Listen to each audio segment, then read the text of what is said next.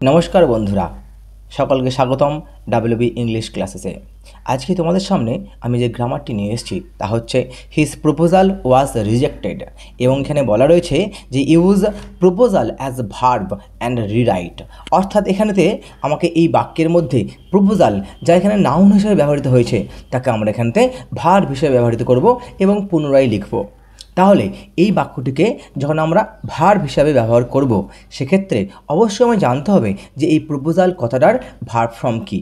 দেখো, এই প্রপোজাল কথাটার ভার্ব ফর্ম হচ্ছে প্রপোজ, কিন্তু যেহেতু এই বাক্যটি এখানে রয়েছে পাস্ট টেন্সে, সেক্ষেত্রে আমরা অবশ্যই প্রপোজের যে পাস্ট টেন্স প্রপোজড এখানে ব্যবহার করব, এবং সেক্ষেত্রে আমরা বাক্যটিকে এইভাবে লিখতে পারি যে what he proposed was rejected.